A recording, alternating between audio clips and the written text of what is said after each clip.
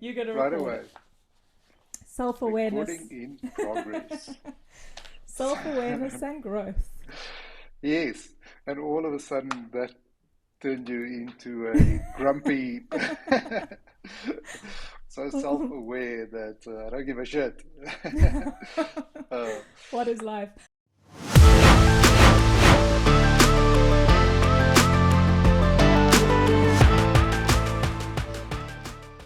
I also yeah, watched, have you seen the series Dropout? It's no, about Elizabeth Holmes. She yeah, was the CEO of Theranos. correct, Yeah. yes, So it's just a little mini series about that whole story about her. Um, and it okay. also made me think of your Dunning-Kruger highlight. And something that I think about a lot is that the people who have imposter syndrome are usually the people who don't deserve the imposter syndrome title. They usually are pretty good at what they do, and the people who are super confident and think they're great at everything usually should feel like imposters. Yeah, I don't know. Anyway. yeah. Look, the imposter syndrome thing is real, Yeah. for sure. And like you say, usually people who feel like that, well, maybe they have a level of self-awareness. See how I worked that one in Weaving there? it back in. They have a level of self-awareness um, that I don't know enough of whatever it is that I'm busy with. Um, so, the thing about the role that courage plays in entrepreneurship or building a business, etc. Now you can kind of take this back to, I don't know, guys like, I don't know, but Benjamin Franklin. I'm sure if you kind of read enough about it, you'll find it among the Stoics as well. Is that thing about persistence and showing up, Mm-hmm. um, and doing the work is more important than gathering the knowledge before the time. Mm-hmm. Um, and I think it is something that you find in a lot of the um, people that shaped the world as we know it in their personalities. Is they just kept showing up and forging ahead. And when they realized, okay, cool, I don't know, then you either find out, and if it's something brand new, I mean, where do you go? You have to. So if Mm-hmm. you take, for example, SpaceX and the kind of landing of Yeah. rockets like that, etc., etc. It's not like these guys. Of course, they must have suffered from imposter syndrome for a hell of a long time, and not just Mm-hmm. one person, but a lot of them. But there's nobody that did it before you. Yeah. Um, the Henry Fords of the world and so on that made these massive changes. Anyway, I think imposter syndrome is actually you must just learn to live with it, Yeah. um, and channel that. Not to let it stop you Yeah, from yeah, yeah. doing something. Yeah, just Yeah. channel that fear or that energy or whatever into something positive. Mm-hmm. Anyway, we're talking about So, self-awareness and growth. have you looked at the questions? Have you thought about any I that you want to answer? Or I just opened it just before we started, and I had a chance to read like the first three. mm-hmm. Um, and I'm really keen to hear your answers. What positive habits have improved your life over time? um, well, I think I made a big deal about it when we started this podcast. Reading for me, um, and not necessarily just because of the words I was consuming, but because of the way it helped me to form a habit. Hmm. That led me to other habits that had to do with exercise or physical So just the act of forming a habit helped me improve my life. Exactly. Yeah. That is such a valuable thing to learn, isn't it? Yeah. But it's a lot easier than most people think. Yeah. And I think we've mentioned it a million times, but it's the one small step. It's like, what's the one small thing you can do? I've been using that a lot, literally, with my walking lately, where I haven't felt like going walking or I haven't felt like going on a long walk. Yeah. Um, but then I just push myself a little bit. I go, well, let me get up this hill and then I'll decide what I'm going to do next. And when I get to the top of the hill, I go, okay, well, let me go further away from home. And then I know that I'm going to walk a Uh-huh. little bit further. I'm kind of just pushing myself to do just the next small step. Yeah. Yeah. Okay. Um, yeah, look, I would say exercise has definitely been one of the bigger ones. Building that habit of exercising. Mm-hmm. Um, it is something that I think most people, a point that they reach somewhere in their life where they go, okay, cool, I've got to start doing something. I've got to, you know. Um, it is the one health advice or mantra or whatever you want to call it that hasn't changed in I don't know how long. You know, Yeah. what we should eat and how much we should consume of this and that and so on. They are, and I suppose within the fitness or exercise, there's also is running better for you than push-ups, than gym, than this, that, and the other. Mm-hmm. Um, but it is the one thing that everyone agrees. When you later on in life, you will regret not starting to exercise earlier in life. Yeah. So um, I think it's so important what you mentioned earlier about the habit of forming habits and and how positive that is Mm-hmm. and how it allows you to tackle other projects, let's call it projects, whether you want to, I don't know, learn to play an instrument, to write a book, to learn a new skill or whatever, Mm-hmm. bake a cake, doesn't matter, um, to the the steps that you have to go through to get to a point where you feel like I'm comfortable with what I'm doing now, and to reach that point of certain things are second nature in terms of how you do it. Yeah. So that's really good. I mean, the other positive habit that I think that have improved my life over time is communicating, talking to like-minded people. Mm-hmm.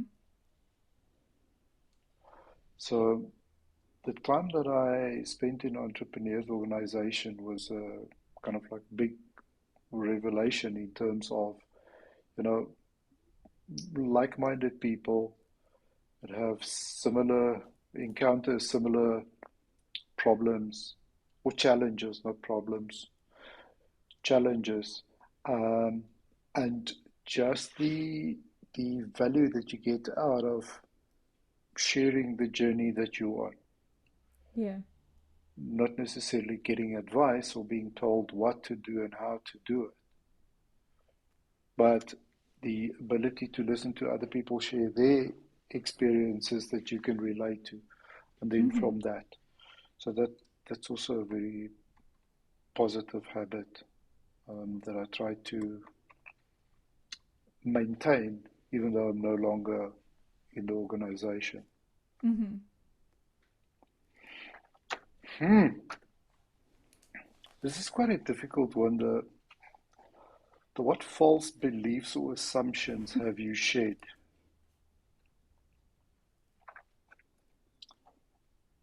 Olga. Yeah, you go. Broccoli, broccoli is not your friend. You saying the false belief is that broccoli is your friend? Yes. So the false belief is Yeah. that you must Fat eat is your bad. vegetables.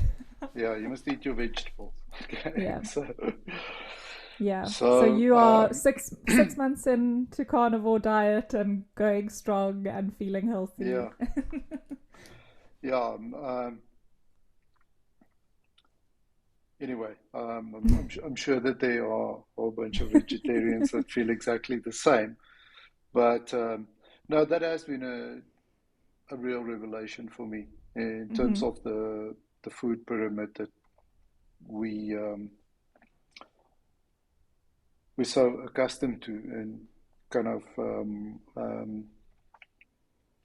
didn't really challenge. Hmm. So it's an interesting experiment, and it's an interesting journey that I've been on, and still on this journey. I don't know where it's going to end and if it's going to end, but I've also, I think, quite a lot of us have had the revelation during the COVID pandemic that we cannot trust the government, Yeah.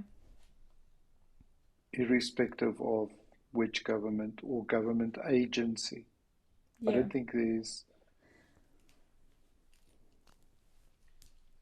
I don't know, I know I'm painting with a very broad brush here, but I'm battling to think of one government agency that has proven that they can be trusted. Hmm. And I think for most people that was quite a shock to deal with, Yeah. and a little bit of a I'm not sure whether I am comfortable to accept that kind of mindset. Yeah. I also feel like I'm becoming more skeptical, maybe cynical, of everything that I hear or that gets put in the public eye. I mean, the latest one that I've obviously seen is the fasting.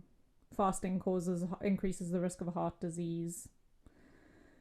Studies have shown, and then also I mentioned to you I've just watched this the Dropout, the Theranos story, and when you see how they managed to avoid all of these things that are meant to protect people in Yes. order to get this product out into the market. I mean, you know this happens, and you know that there are people getting paid, and there's corruption, and there's so it makes it very hard to trust anything that you're told, even if it's a Harvard research study. I don't know. I just Yeah. yeah. I don't like to be cynical, but I feel like I am. Yeah. I think if we could, we would all not be cynical or suspicious or That's probably a better uh, term. but I think we're better off where we are now, where people are Yeah. more suspicious of government officials, politicians, mainstream media, Mhm. even alternative media. Um, uh, and I think that is going to be good until we find ourselves in a position where there is more consensus about the levels of trust that we can place in certain organizations. And that, Mhm. that could take that could take years, decades. Millennia. Yeah. Okay. Um, sure. Here's a question which I cannot answer. So Yeah. I don't even know if I should Is it read it. 104? Yes. When do you You feel knew I fully was going to call aligned with your bullshit on that. life's purpose? Well, I don't know what my life's purpose or a life's purpose is. I don't know. Yeah. Yeah, so I But don't feel aligned because I don't know what it is. so so I think if you, for me, do I find satisfaction and gratification and all of these things out of the things that I do? Can that be my purpose? Is it okay for that to be? So remember a while ago we had this conversation about I feel that so many things are random. Mm-hmm. You get presented with a, you know, and purpose to me says there's something which I don't know. I have to decide now, and then I have to pursue that purpose. And it feels like such a um, um, I don't know how to describe it. Um Like you're putting yourself in a box. very much, very Yeah. much, yeah. Like you're putting yourself in a box, and that you're not open to other opportunities Mm-hmm. or things that you don't allow yourself the freedom to, I don't know, develop other interests, etc. Yeah. So, what keeps you feeling grounded and humble?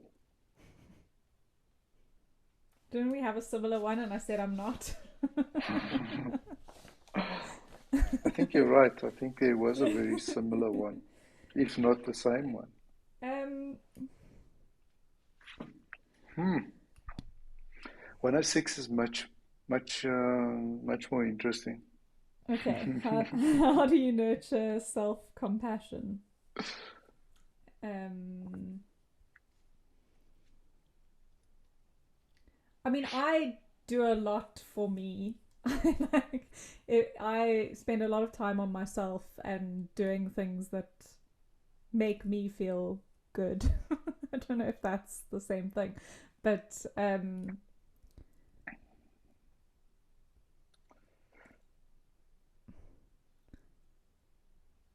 I feel like I'm a nicer person to be around when I feel good within myself.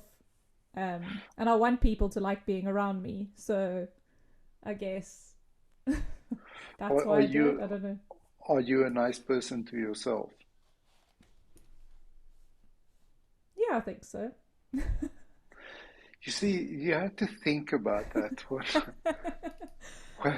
I think I can put a lot of pressure on myself. Hmm. Um, I think we all do, don't we? But yeah. do you call yourself names sometimes? Do you tell yourself that you're an asshole? Do you? Yes. If the um, shoe fits.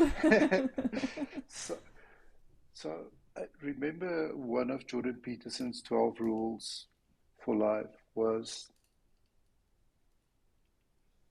treat yourself like you would treat your dog or something like that, yeah. uh, Or someone that something. you love or something. Or something. Yeah. Correct, Yeah. correct. Because you wouldn't call somebody that you love an Mm-hmm. asshole for doing something silly like, I don't know, spilling coffee all over my notebook, uh, Not which reading that maybe, chapter of the book I said I would read today. yeah. Um, so it's really difficult to be a very nice person to yourself. mm. So I still call myself an asshole a lot. Um, but I've also gone to great lengths to understand myself. Yeah. Okay, and that for me helps. That it really helps to know that okay, cool. Where in terms of my personality, you know, um, explains why I do certain things or the way that I am. And that helps me to be a little bit more comfortable with and have a little bit more self-compassion. Because if my personality is I'm not the most agreeable person in the world. And so, and you'll know this from experiences, is that, I'll call bullshit if I think I see bullshit. Mm-hmm. For no other reason than I want to get to the truth. Mm-hmm. And if I'm wrong, I'm very happy to apologize.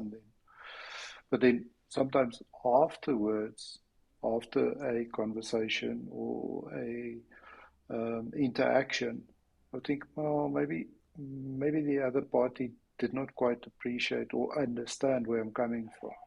Mm-hmm. But there's no point in trying to change that part of me. There's maybe other things that I can do. Anyway, my point is, I think self-compassion is really important. Try and Yeah. catch ourselves when we are not nice to Ourselves. ourselves. Yeah. Okay. Hmm. I think we had a similar question to 108. How do you manage difficult emotions like anger, fear, or anxiety? Yeah. Um, Okay. just to Oh, summarize, I think it kind of comes to that locus of control thing is like what can you control, what can't you control. You know, mm, you can't let your emotions take over things that are out of your control. yeah. Um, what are you And looking at? here's a very fitting one to. It's the last one, so we'll also make it our last one for today. How do you handle guilt, shame, and self-judgment? Well, you've just said the correct way to handle it is to treat yourself as someone that you love and care about, and Yeah. talk to yourself the way you would talk to someone that you care about, I suppose. Mm, Which means being honest with yourself when I should have read that chapter of my book this morning and I didn't. correct. Correct. I made a commitment to do something and I didn't do it, so I should probably be honest with myself that, Yes. yeah. Don't don't reward yourself with a No, chocolate it's and okay. say, yeah, it's all okay. Yeah, have a Yeah. chocolate.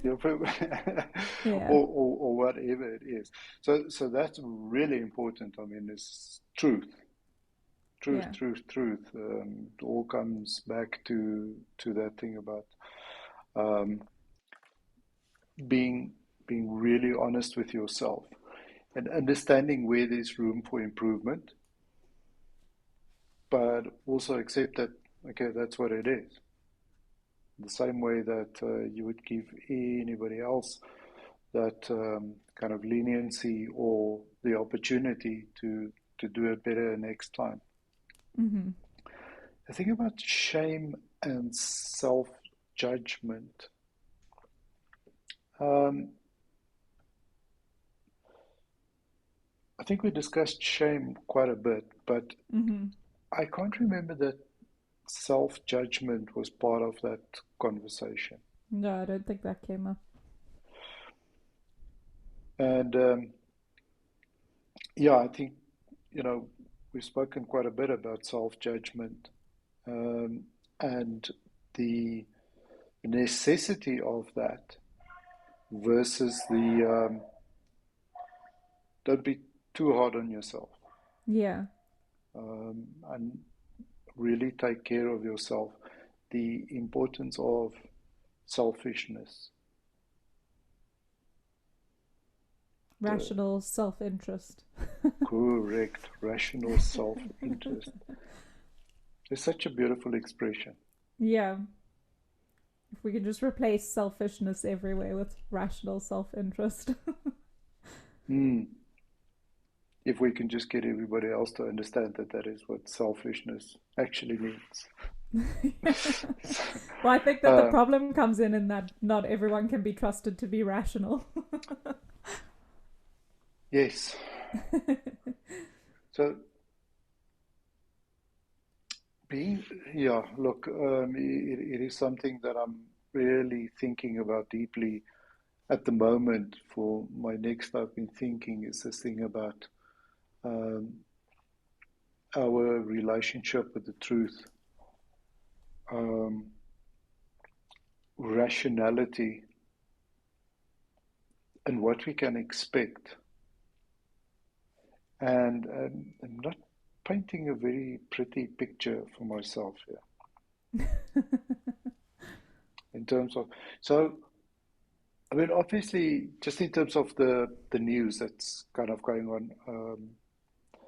So, Kate went missing for a couple of months. Mm-hmm. People started, saying the most, uh, I don't know, horrible things about what's happening and the Mm-hmm. reasons, etc. Mm-hmm.